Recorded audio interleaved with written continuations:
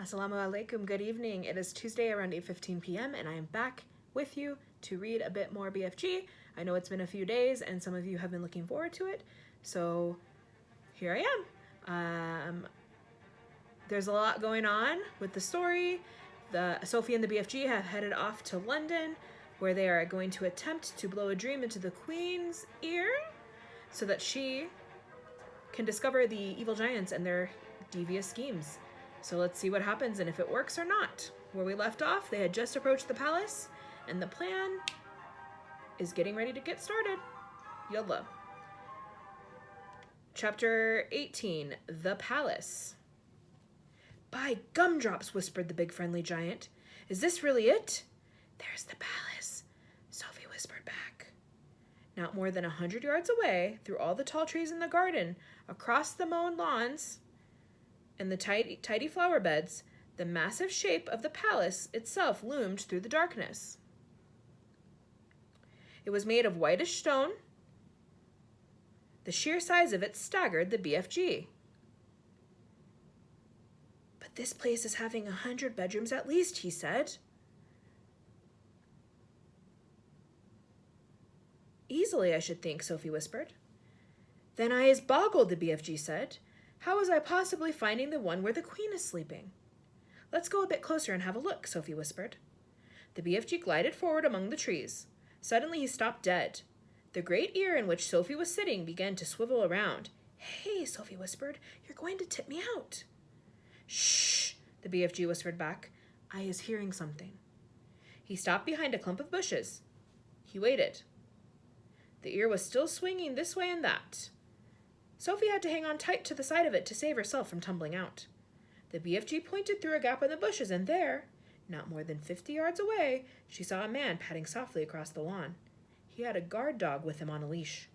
The BFG stayed as still as stone. So did Sophie.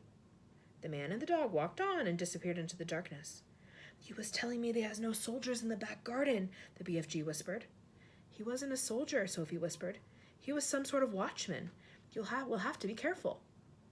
I is not too worried, the BFG said. These waxy big ears of mine is picking up even the noise of a man breathing the other side of the garden.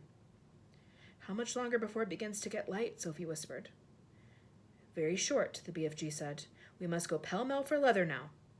He glided forward through the vast garden, and once again Sophie noticed how he seemed to melt into the shadows wherever he went. His feet made no sound at all, even when he was walking on gravel. Suddenly, they were right up close against the back wall of the great palace. The BFG's head was level with the upper windows, one flight up, and Sophie, sitting in his ear, had the same view.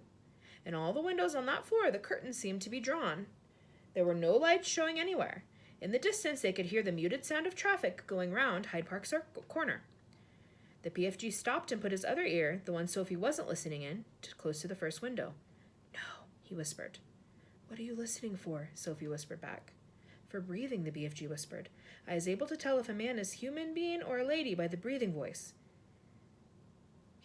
We has a man in there, snorting a little bit too. He glided on, flattening his tall, thin, black-cloaked body against the side of the building. He came to the next window. He listened. No, he whispered. He moved on. This room is empty, he whispered. He listened in at several more windows, but at each one he shook his head and moved on.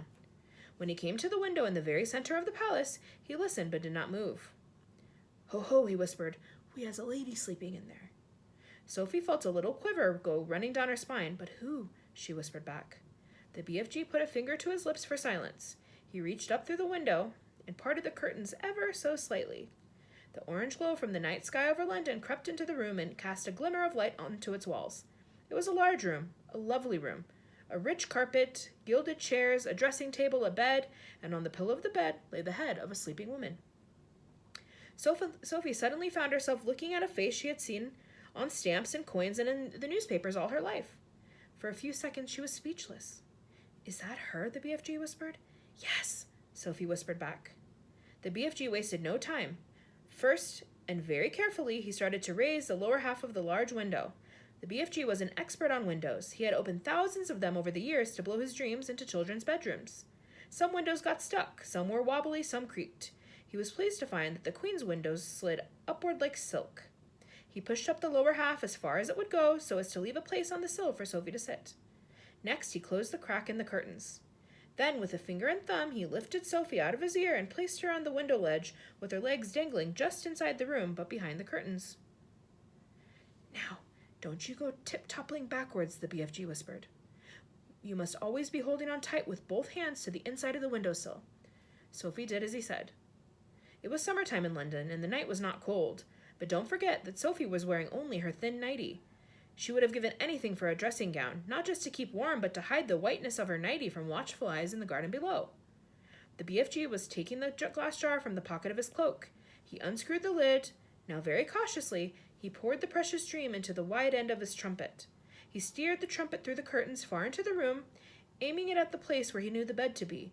He took a deep breath, he puffed his cheeks, and he blew. Now he was withdrawing the trumpet, sliding it out very, very carefully like a thermometer. "Is you all right sitting there?" he whispered. "Yes," Sophie murmured. She was quite terrified, but determined not to show it. She looked down over her shoulder. The ground seemed miles away. It was a nasty drop. "How long will it take the dream to work?" Sophie whispered. "Some takes an hour," the BFG whispered back. "Some is quicker. Some is slower still, but it is sure to find her in the end." Sophie said nothing.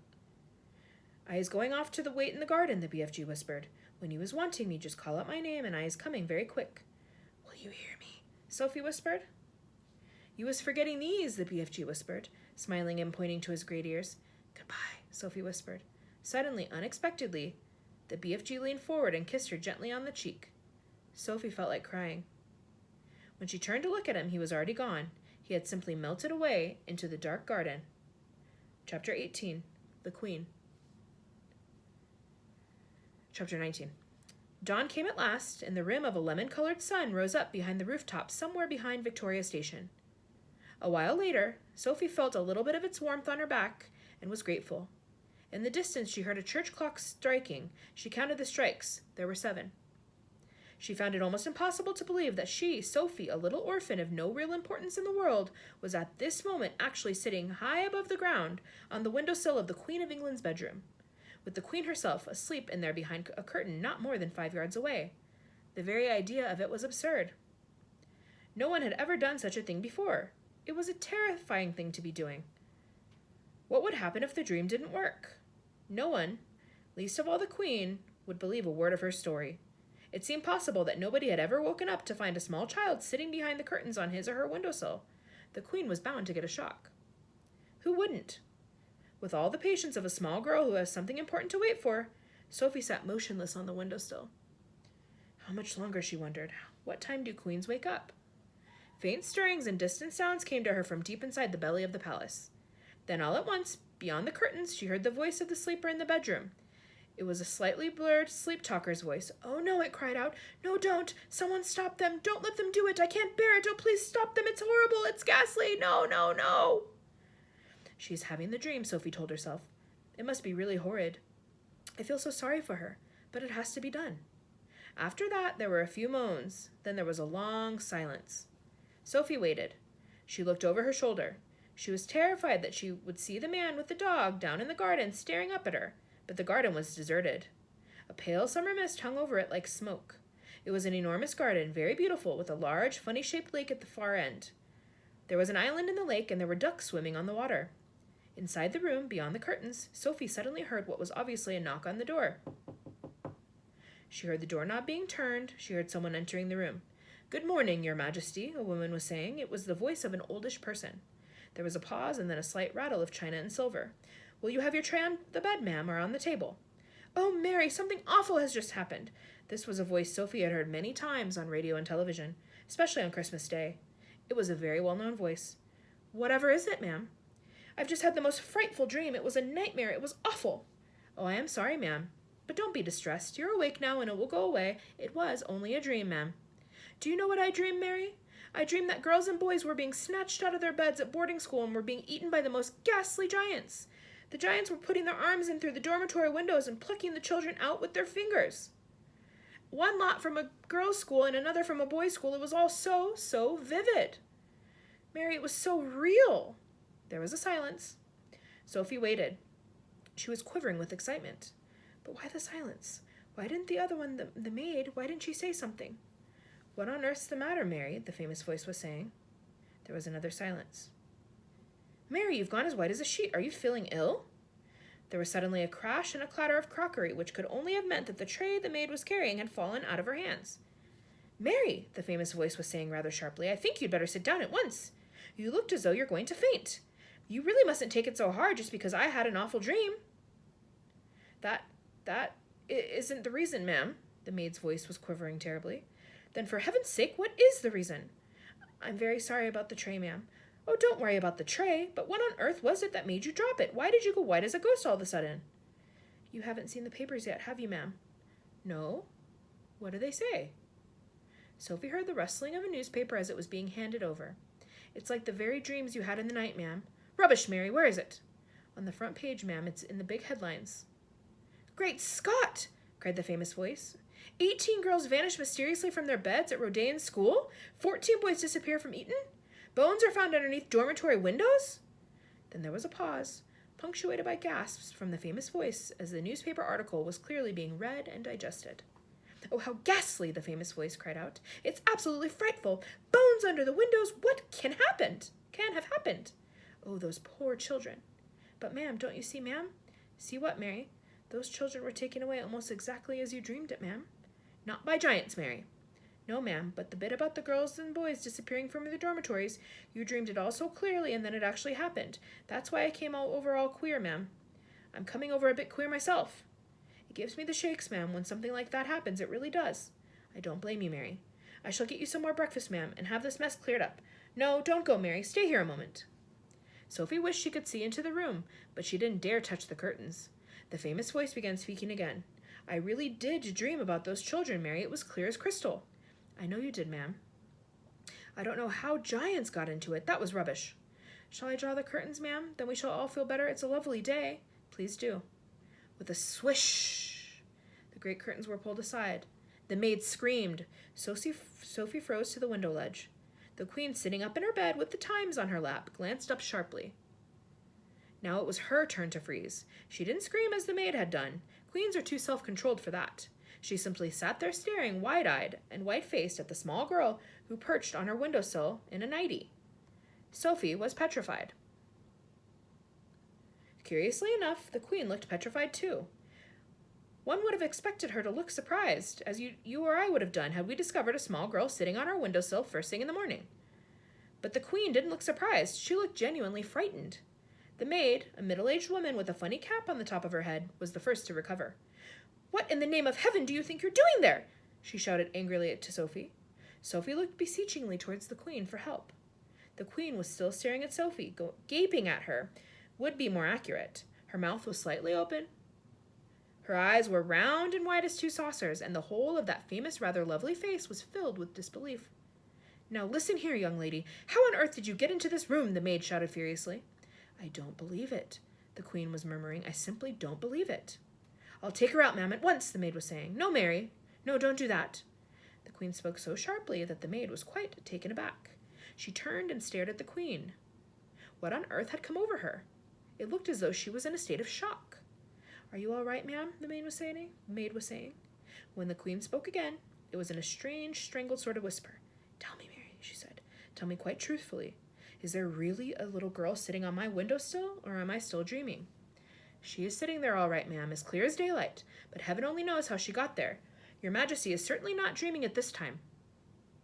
But that's exactly what I did dream, the queen cried out. I dreamed that as well. I dreamed there would be a little girl sitting on my windowsill in her nightie, and she would talk to me. The maid, with her hands clasped across her starch-white bosom, was staring at her mistress with a look of absolute disbelief on her face. The situation was getting beyond her. She was lost. She had not been trained to cope with this kind of madness. Are you real? The queen said to Sophie. Yes, your Majesty, Sophie whispered. What is your name? Sophie, your Majesty. And how did you get up on my windowsill? No, don't answer that. Hang on a moment. I dreamed that part of it too. I dreamed a giant put you there. He did, your Majesty, Sophie said. The maid gave a howl of anguish and clasped her hands over her face. Control yourself, Mary, the queen said sharply. Then to Sophie she said, You're not serious about the giant, are you? Oh, yes, your Majesty. He's out there in the garden now. Is he indeed? The queen said. The sheer absurdity of it all was helping her to regain her composure. "So he's in the garden, is he?" she said, smiling a little. "He is a good giant, your majesty," Sophie said. "You need not to be frightened of him." "I am delighted to hear it," said the queen, still smiling. "He is my best friend, your majesty." "How nice," the queen said. "He's a lovely giant, your majesty." "I'm quite sure he is," the queen said. "But why have you and this giant come to see me?" "I think you have dreamed that part of it too, your majesty," Sophie said calmly. "That," pulled the queen up short. It took the smile right off her face. She certainly had dreamed that part of it. She was remembering now how at the end of her dream it had said that a little girl and a big friendly giant would come and show her how to find the 9 horrible man-eating giants. But be careful, the queen told herself. Keep very calm, because this is surely not very far from the place where madness begins. "You did dream that, didn't you, your majesty?" Sophie said. The maid was out of it now. She just stood there goggling. "Yes," the queen murmured. "Yes, now you come to mention it, I did. But how do you know what I dreamed?" "Oh, that's a long story, your majesty," Sophie said. "Would you like me to call the big friendly giant?" The queen looked at the child. The child looked straight back at the queen, her face open and quite serious. The queen simply didn't know what to make of it. Was someone pulling her leg, she wondered? "Shall I call him for you?" Sophie went on. "You'll like him very much." The queen took a deep breath. She was glad no one except her faithful old Mary was there to see what was going on. "Very well," she said. "You may call your giant. No, wait a moment. Mary, pull yourself together and give me my dressing gown and slippers." The maid did as she was told. The queen got out of bed and put on a pale pink dressing gown and slippers. "You may call him now," the queen said. Sophie turned her head towards the garden and called out, "BFG! Her Majesty the Queen would like to see you." The queen crossed over to the window and stood beside Sophie. "Come down off the ledge," she said. "You're going to fall backwards at any moment." Sophie jumped down into the room and stood beside the queen at the open window. Mary the maid stood between them. Her hands were now planted firmly on her hips, and there was a look on her face which seemed to say, "I want no part of this fiasco." "I don't see any giant," the queen said. "Please wait," Sophie said. "Shall I take her away now, ma'am?" the maid said. "Take her downstairs and give her some breakfast," the queen said. Just then there was a rustle in the bushes beside the lake. Then out he came. 24 feet tall, wearing his black cloak with the grace of a nobleman, still carrying his long trumpet in one hand, he strode magnificently across the palace lawn towards the window. The maid screamed. The queen gasped. Sophie waved. The BFG took his time. He was very dignified in his approach. When he was close to the window where the 3 of them were standing, he stopped and made a slow, graceful bow.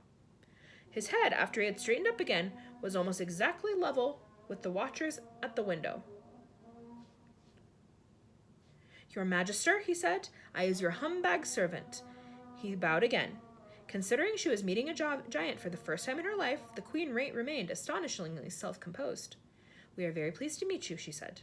Down below, a gardener was coming across the lawn with a wheelbarrow. He caught sight of the BFG's legs over to his left. His gaze traveled slowly upwards along the entire height of the enormous body.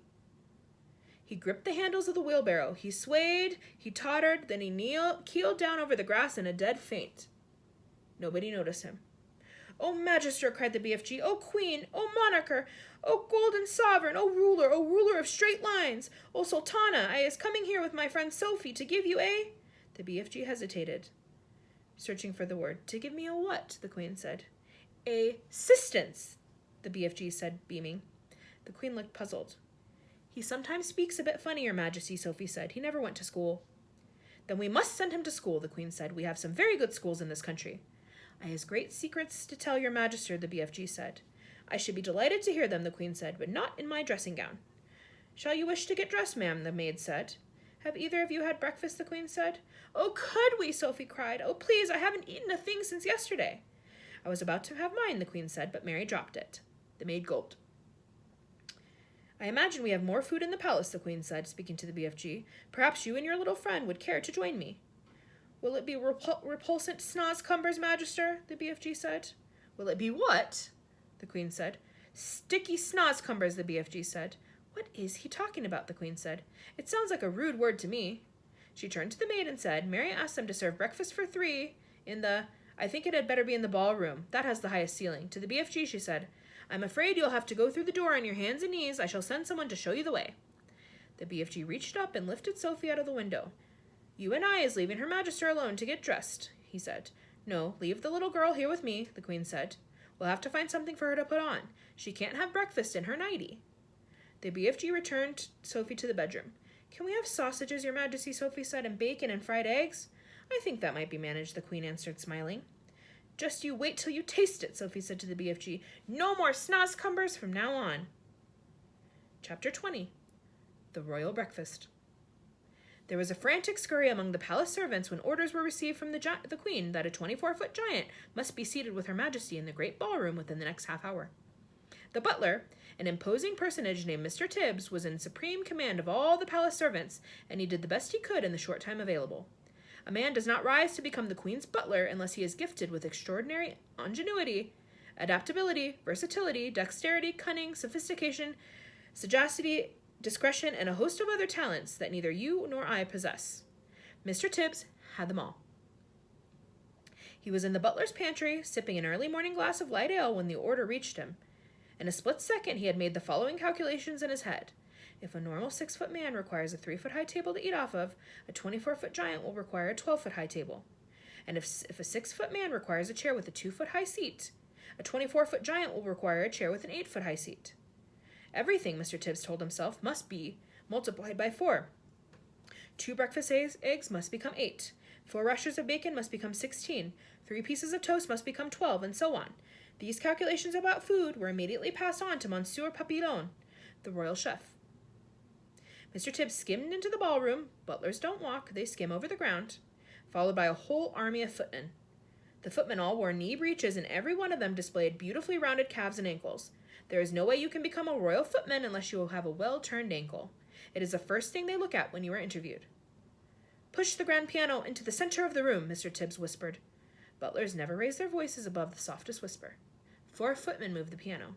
Now fetch a large chest of drawers and put it on top of the piano, Mr. Tibbs whispered. The 3 other footmen fetched a very fine Chippendale mahogany chest of drawers and placed it on top of the piano. That will be his chair, Mr. Tibbs whispered. It is exactly 8 feet off the ground. Now we shall make a table upon which this gentleman may eat his breakfast in comfort. Fetch me 4 very tall grandfather clocks. There are plenty of them around the palace. Let each clock be 12 feet high. 16 footmen spread out around the palace to find the clocks. They were not easy to carry and required 4 footmen to each one. Place the 4 clocks in a rectangle 8 feet by 4 alongside the grand piano, Mr. Tibbs whispered. The footmen did so. Now fetch me the young prince's ping-pong table, Mr. Tibbs whispered. The ping-pong table was carried in. Unscrew its legs and take them away, Mr. Tibbs whispered. This was done. Now take the ping-pong table on top of the 4 grandfather clocks, Mr. Tibbs whispered. To manage this, the footman had to step on step-ladders. Mr. Tibbs stood back to survey the new furniture. None of it is in classic style, he whispered, but it will have to do. He gave orders that a damask tablecloth should be draped over the ping-pong table, and in the end it looked really quite elegant after all. At this point, Mr. Tibbs seemed to hesitate. The footmen all stared at him, aghast. Butlers never hesitate, not even when they are faced with the most impossible problems. It is their job to be totally decisive at all times. Knives and forks and spoons, Mr. Tibbs was heard to mutter. Our cutlery will be like pins in his hands. Mr. Tibbs didn't hesitate for long. Tell the head gardener, he whispered, that I require immediately a brand new unused garden fork and also a spade. And for a knife we shall use the great sword hanging on the wall in the morning room. But clean the sword well first. It was last used to cut off the head of King Charles I, and there may still be a little dried blood on the blade. When all this had been accomplished, Mr. Tibbs stood near the center of the ballroom, casting his expert butler's eye over the scene. Had he forgotten anything? He certainly had. What about a coffee cup for the large gentleman? Fetch me, he whispered, the biggest jug you can find in the kitchen. A splendid 1-gallon porcelain water jug was brought in and placed on the giant's table beside the garden fork and the garden spade and the great sword. So much for the giant. Mr. Tibbs then had the footman move a small, delicate table and 2 chairs alongside the giant's table. This was for the Queen and Sophie. The fact that the giant's table and the chair towered far above the smaller table simply could not be helped.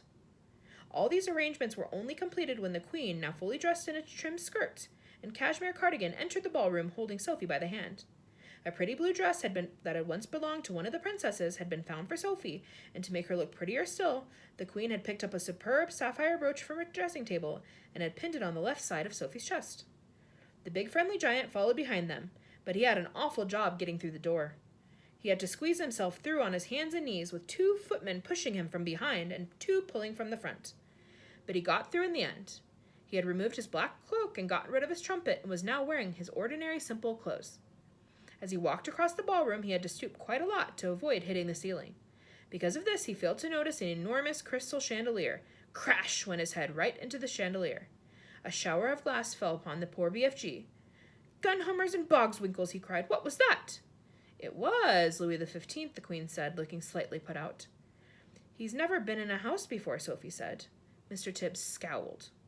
He directed 4 footmen to clean up the mess. Then, with a disdainful little wave of his hand, he indicated to the giant that he should seat himself on top of the chest of drawers on top of the grand piano. "What a piz-whiffing, flesh-bunking seat!" cried the BFG. "I is going to be as bug as a snug in a rug up here." "Does he often speak like that?" the Queen said. "Quite often," Sophie said. "He gets tangled up with his words." The BFG sat down on the chest of drawers piano and gazed in wonder around the great ballroom. "By gumdrops," he cried, "what a spiffling, whoopsie room we is in. It is so gigantuous I is needing bicirculars and telescopes to see what is going on at the other end." Footmen arrived carrying silver trays with fried eggs, bacon, sausages, and fried potatoes. At this point, Mr. Tibbs suddenly realized that in order to serve the BFG at his 12-foot-high grandfather clock table, he would have to climb on to the top of one of the tall stepladders. What's more, he would do it balancing a huge warm plate on the palm of one hand and holding a gigantic silver coffee pot in the other. A normal man would have flinched at the thought of it, but good butlers never flinch. Up he went, up and up and up, while the Queen and Sophie watched him with great interest. It is possible they were both secretly hoping he would lose his balance and go crashing to the floor, but good butlers never crash. At the top of the ladder, Mr. Tibbs, balancing like an acrobat, poured the BFG's coffee and placed the enormous plate before him. On the plate were 8 eggs, 12 sausages, 16 rashers of bacon, and a heap of fried potatoes. "What is this, please, your Majesty?" the BFG asked, peering down at the Queen. "He has never eaten anything except snozcumbers before in his life," Sophie explained. "They taste revolting." "They don't seem to have stunted his growth," the Queen said. The BFG grabbed the garden spade and scooped up all the eggs, sausages, and bacon and potatoes in one go and shoveled them into his enormous mouth. "By goggles," he cried, "this stuff is making snozcumbers taste like swatchwallop." The Queen glanced up, frowning. Mr. Tibbs looked down at his toes, and his lips moved in silent prayer.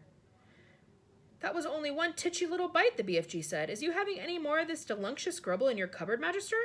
"Tibbs," the Queen said, showing true regal hospitality, "fetch the gentleman another dozen fried eggs and a dozen sausages." Mr. Tibbs swam out of the room, muttering unspeakable words to himself and wiping his brow with a white handkerchief.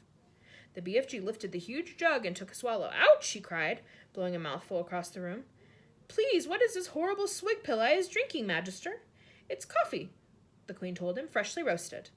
"It's filthum!" the BFG cried out. "What is this frobscroddle? Where is the frobscroddle?" "The what?"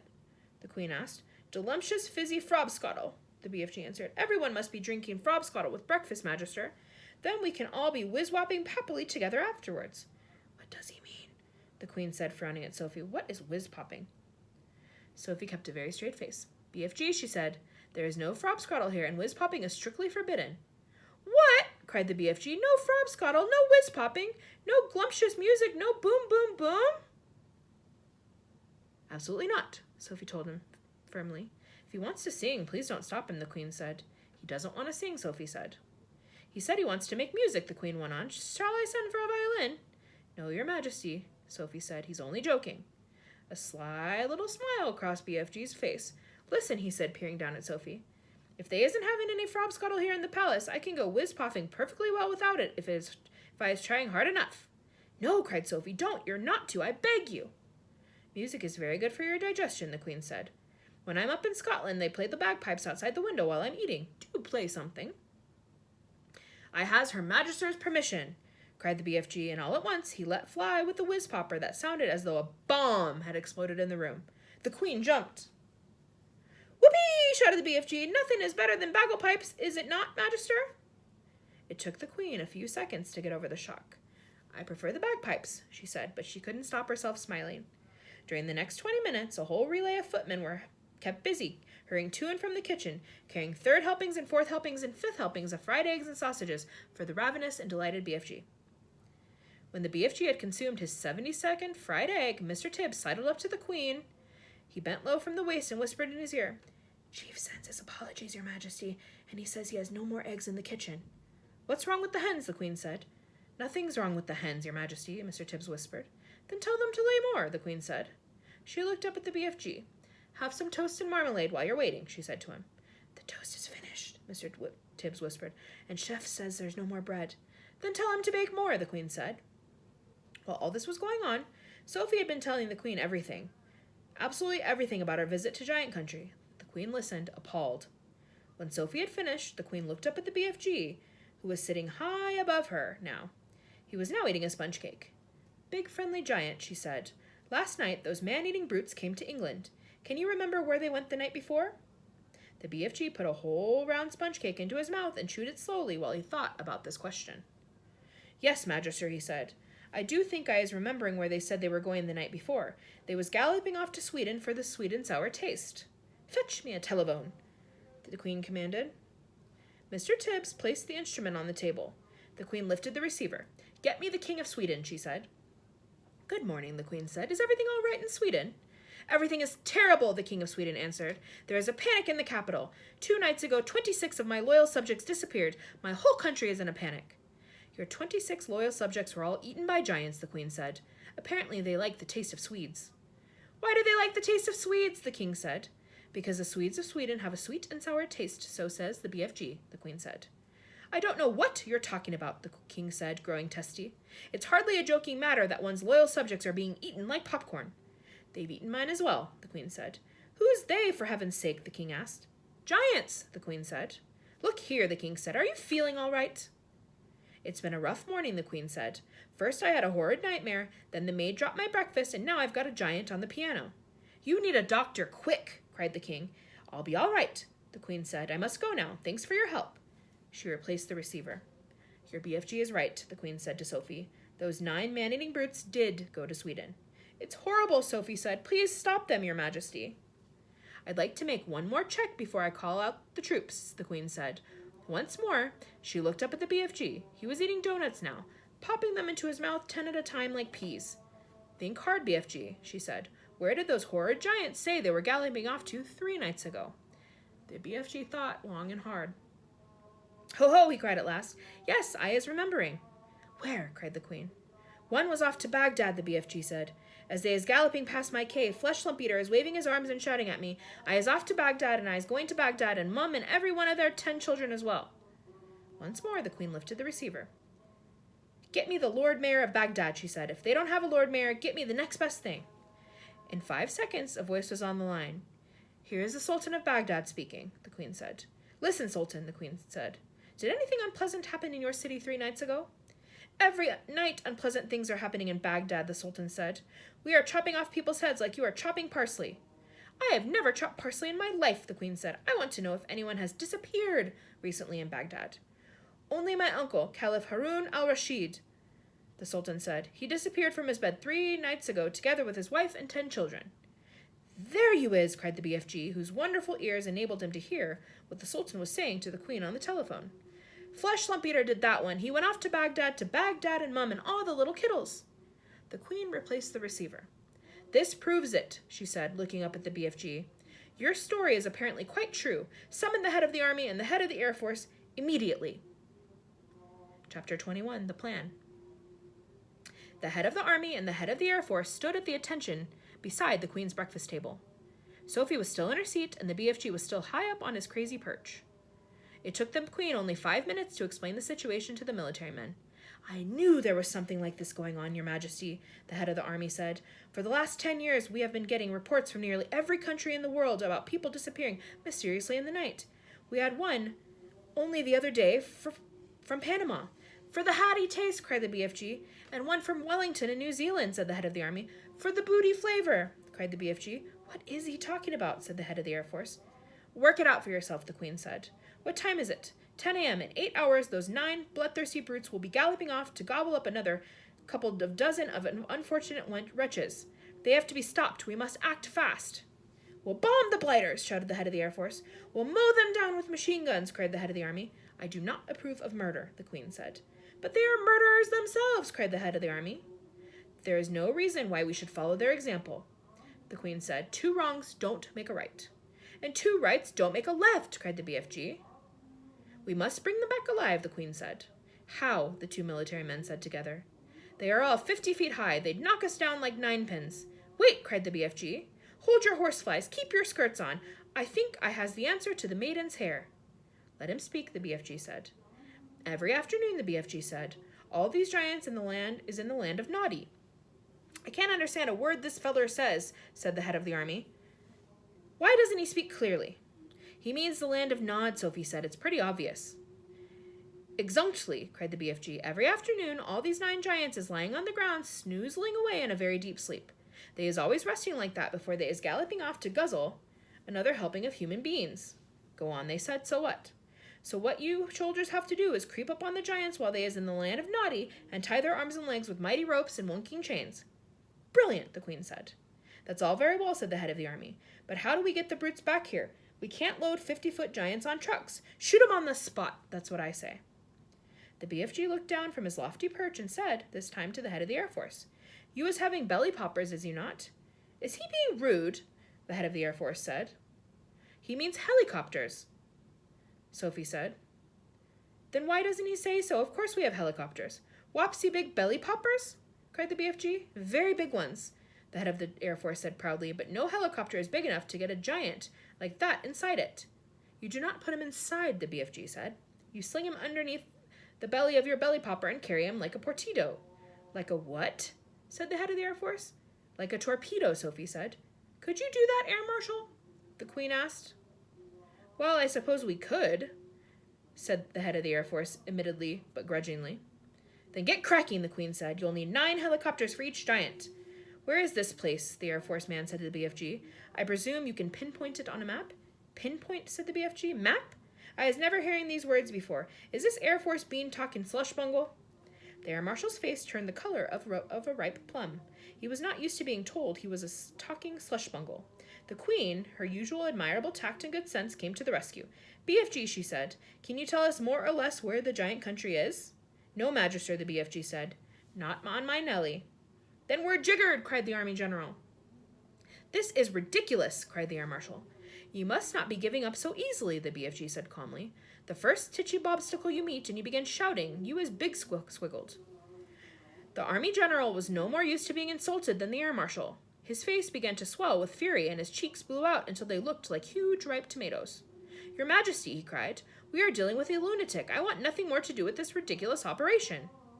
The Queen, who was used to the tantrums of her senior officials, ignored him completely. "BFG," she said, "would you please tell these rather dim-witted characters exactly what to do?" "A pleasure, Magister," said the BFG. "Now listen to me carefully, you 2 boot-bugglers." The military men began to twitch, but they stayed put. "I is not having the foggiest idea where giant country is in the world," the BFG said. "But I is always able to gallop there. I is galloping forwards and backwards from giant country every night to blow my dreams into little Chidler's bedrooms. I is knowing the way very, very well. So all you have to do, or having to do, is this. Put your 9 big belly hoppers up in the air and let them follow me as I is galloping along." "How long will this journey take?" the Queen asked. "If we is leaving now," the BFG said, "we will be arriving just as the giants is having their afternoon snozzle." "Splendid," said the Queen. Then turning to the 2 military men, she said, "Prepare to leave immediately."